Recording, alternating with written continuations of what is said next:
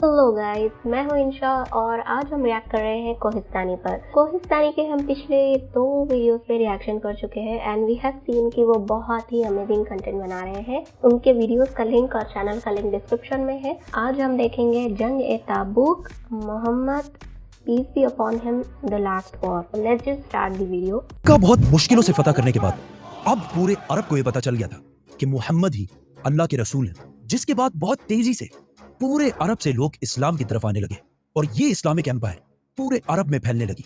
अब मुसलमानों के लिए अरब में कोई भी खतरा नहीं था, लेकिन अरब से बाहर दुनिया की सबसे बड़ी सुपर पावर रोमन एम्पायर अरबों को यूनाइट होते देखकर बिल्कुल भी खुश नहीं थी, जिसकी वजह से पूरी दुनिया में ये बातें फैलने लगी कि बहुत जल्द रोमन एम्पायर मुसलमानों पर हमला करने वाली है ताकि वो अरबों को यूनाइट होने से रोक सके। कुछ लोगों ने कहा कि रोमन्स 40,000 और कुछ लोगों ने कहा कि 1 लाख की फौज लेकर रोमन्स मुसलमानों की तरफ बढ़ रहे हैं, जिससे मुसलमान हर टाइम अलर्ट रहने लगे कि किसी भी टाइम रोमन्स हमला कर सकते हैं। तो आखिर आप सल्लल्लाहु अलैहि वसल्लम ने हिजरत के 9 साल बाद रोमन एम्पायर से जंग का ऐलान कर दी और इनके खिलाफ मुसलमानों की एक फौज जमा करना शुरू कर दी। इससे पहले जब भी आप सल्लल्लाहु अलैहि वसल्लम किसी इलाके पर हमला करते तो वो जंग से पहले किसी को भी ये नहीं बताते कि वो किस पर हमला कर रहे हैं। अब हालात इतने खतरनाक हो चुके थे कि आप सल्लल्लाहु अलैहि वसल्लम ने पहले से ही पूरे अरब को ये बता दिया कि हम दुनिया की सबसे बड़ी सुपर पावर रोमन एम्पायर से लड़ने जा रहे हैं और सबका, हर मुसलमान का इस जंग में शरीक होना फर्ज है और जो मुसलमान भी इस जंग में शरीक नहीं होगा उसे मुनाफिक डिक्लेयर कर दिया जाएगा। रोमन एम्पायर इससे कुछ ही अरसा पहले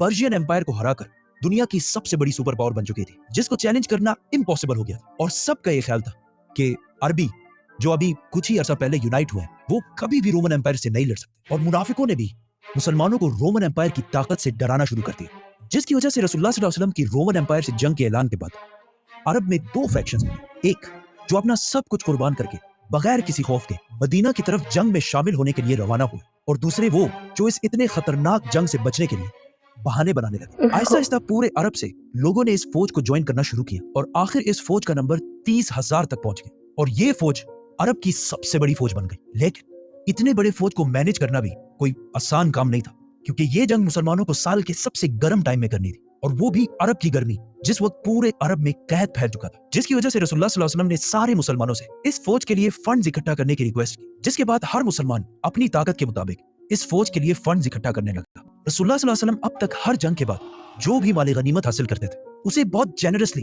पूरे मुसलमानों में तकसीम कर देते थे। तो अब मुसलमानों की बारी थी कि वो भी रसूलुल्लाह सल्लल्लाहु अलैहि वसल्लम की उसी तरह मदद करें। तो हजरत उमर रज़ी अल्लाह तआला अन्हु, जो हमेशा अच्छे कामों में हजरत अबू बकर रज़ी अल्लाह तआला अन्हु से एक स्टेप पीछे रहते थे, उन्होंने इस बार अबू बकर रज़ी अल्लाह तआला अन्हु से जीतने के लिए सबसे पहले जाकर अपनी सारी दौलत का आधा रसूलुल्लाह सल्लल्लाहु अलैहि वसल्लम के सामने रखा। लेकिन कुछ ही देर बाद अबू बकर रज़ी अल्लाह तआला अन्हु अपनी सारी दौलत और अपने घर का सारा सामान लेकर रसूलुल्लाह सल्लल्लाहु अलैहि वसल्लम के पास आए और एक बार फिर हजरत उमर रज़ी अल्लाह तआला अन्हु से आगे निकल गए, जिसके बाद हजरत उस्मान रज़ी अल्लाह तआला अन्हु, जो उस वक्त मदीना के बाजार की सबसे मालदार शख्सियत थी, उन्होंने 900 ऊंट, 100 घोड़े और 1000 दिनार डोनेट किए और हजरत अब्दुर्रहमान बिन औफ ने भी बहुत सारे ऊंट, घोड़े और माल डोनेट किया। ये तो वो सहाबी थे जिनके पास अपना बिजनेस और काफी दौलत थी, लेकिन वो सहाबी जो बिल्कुल गरीब थे उन्होंने भी इस फौज के लिए डोनेशंस की, जिनमें से एक ने सारी रात मेहनत करके चंद खजूर कमाए और वो थोड़े से खजूर भी इस फौज के लिए डोनेट कर दिए। इतने सारे डोनेशंस के बाद भी 30,000 की इस फौज को मैनेज करना बहुत मुश्किल था, क्योंकि जैसे ही ये फौज मदीना से रवाना हुई हर 18 सहाबा के लिए सिर्फ एक ऊंट था और तबूक मदीना से 700 किलोमीटर दूर था और वहां पहुंचने के लिए एटलीस्ट 15 दिन का सफर करना था। तो 18 सहाबा एक ही ऊंट को बारी बारी राइड करने लगे, जो बहुत मुश्किल काम था ही। लेकिन कुछ ही दिनों बाद रास्ते में मुसलमानों के पास खाने पीने का सामान भी खत्म हो गया, जिसकी वजह से मुसलमानों को मजबूरन इन ऊंटों को भी ज़िबा करना पड़ा। लेकिन इतने सख्त हालात में भी सबको पता था कि उनमें से कोई भी पीछे रह गया तो वो मुनाफिक डिक्लेयर कर दिया जाएगा। तो सारे मुसलमान इस सब के बावजूद भी आगे बढ़ने लगे, लेकिन एक साहबी अपने ऊंट की वजह से इस फौज से पीछे रह गया, अबू जर गिफारी। तो उन्होंने अपना ऊंट वहीं छोड़कर पैदल तबूक की तरफ बढ़ने लगे। ये फौज रास्ते में आले समूद के इलाके से भी गुजरी, जिन्होंने एक जमाने में पहाड़ों के अंदर बहुत जबरदस्त और आलीशान बिल्डिंग्स बनाई। इनकी तबाही को देखकर मुसलमानों का ईमान और मजबूत हो गया, लेकिन आप सल्लल्लाहु अलैहि वसल्लम ने इस इलाके के पानी को यूज करने से मना कर दिया। आखिर 15 दिन बाद मुसलमान फाइनली तबूक पहुंच गए।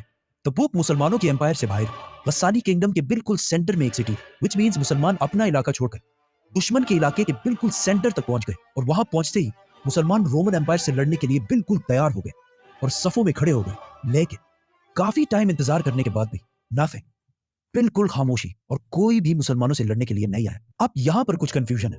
कुछ स्कॉलर्स कहते हैं कि रोमन्स मुसलमानों की इतनी बड़ी फौज देखकर डर गए और जंग से पहले ही उनकी फौज इधर उधर बिखर गई, क्योंकि मुसलमान इससे पहले हर जंग में अपने से 3 गुना बड़ी फौज से लड़ती थी। बदर में मुसलमान 300 और दुश्मन 1000, ओहद में मुसलमान 1000 और दुश्मन 3000, और खंदक में मुसलमान 3000 और दुश्मन 10,000। और कुछ लोग ऐसे भी है जो कहते हैं कि कभी किसी फौज ने मुसलमानों पर हमला किया ही नहीं था, ये बस अफवाहें थी। जो भी था, इस वाक़े के बाद पूरे अरब में बात फैल गई कि मुसलमान फौज लेकर रोमन एम्पायर के बॉर्डर तक गई और उन्हें जंग की दावत भी थी। लेकिन रोमन एम्पायर, दुनिया की सबसे बड़ी सुपर पावर, मुसलमानों से डर के जंग से भाग गई। अब तक पूरी दुनिया मुसलमानों को बस एक छोटी सी फोर्स समझते थे, लेकिन इस वाक़े के बाद मुसलमानों को पूरी दुनिया एज अ ग्लोबल पावर देखने लगी। तबूक के पास जितने भी छोटे छोटे किंगडम्स थे वो अब तक रोमन एम्पायर के अंडर रहते थे, लेकिन मुसलमानों की इस ताकत को देखने के बाद उन्होंने रोमन एम्पायर को छोड़कर आप सल्लल्लाहु अलैहि वसल्लम के सामने सरेंडर कर दिए और जिजिया देने का भी वादा किया। और जो स्टेट्स अब तक रोमन एम्पायर के गुलाम थे, अब वो मुसलमानों के वेसल स्टेट्स बन गए। और अब पहली दफा मुसलमानों की इस सल्तनत के बॉर्डर्स डायरेक्ट 2 बड़े सुपर पावर्स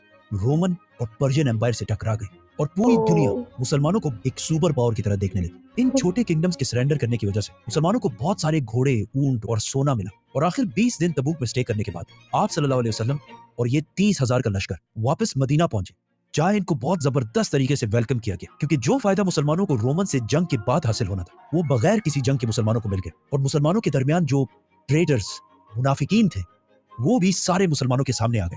मदीना पहुंचने के बाद बाकी सारे अरब कबीले भी इस्लाम कबूल करके इस एम्पायर में शामिल हो गए और पूरा अरब बुत परस्ती, आइडोलेट्री को छोड़कर एक ही अल्लाह की तरफ आने लगा। लेकिन उसके साथ ही रसूलुल्लाह सल्लल्लाहु अलैहि वसल्लम का इस दुनिया में मिशन कंप्लीट हो गया, क्योंकि ये जंग तबूक रसूलुल्लाह सल्लल्लाहु अलैहि वसल्लम की जिंदगी की आखिरी जंग, क्योंकि इसके कुछ ही साल बाद आप सल्लल्लाहु अलैहि वसल्लम की जिंदगी का आखिरी दिन है।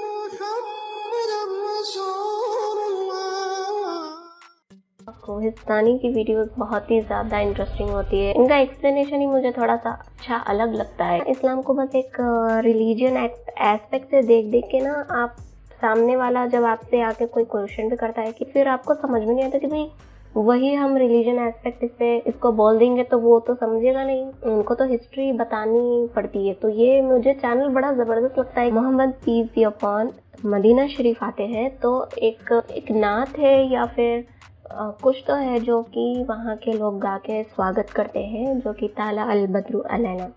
पहले तो ये बात करेक्ट है या नहीं मेरे को बताना कमेंट्स में। मेरे को थोड़ा सा इस्लामिक हिस्ट्री उतना पता नहीं है, हर रिलीजन का मुझे बस थोड़ा थोड़ा सा ही पता है। तो क्या ये वही टाइम था, ये जंग ताबुक वाला, जब ये नात गाई गई थी? Other this 2 people were competing against each other, Hazrat Umar and हजरत अबू बकर। बस अपनी डिवोशन दिखाने के लिए ऐसा करते थे, क्या था ये भी कमेंट करके बताना। हमें पता है कि रोमन्स ने इनसे लड़ाई की थी, अलेक्जेंडर ने उससे लड़ाई की थी, बट इस्लामिक रिलेटेड हिस्ट्री बहुत कम आती है। आई थिंक मोहम्मद गौरी से जो स्टार्ट हुई थी डायनेस्टीज, मुस्लिम डायनेस्टीज इंडिया में, तो वहाँ से इनका रेफरेंस बुक्स पे मिल जाता है। अब तो खैर उसको भी हटाने की पूरी कोशिश जारी है इंडिया में। If you guys are following news, you might know कि इंडिया में काफी कुछ चल रहा है इसको लेके। That was so amazing to see this video. बहुत कुछ जानने और सीखने को मिल रहा है। वीडियो अच्छी लगी है तो इसको लाइक एंड शेयर कर लेना। चैनल पे नए हैं तो सब्सक्राइब करना। कोहिस्तानी के हमने 2 वीडियोस पे रिएक्शन किया है, जैसे कि मैंने कहा था, तो आपको यहाँ और यहाँ 2 जगह मिल जाएगी। You can watch those.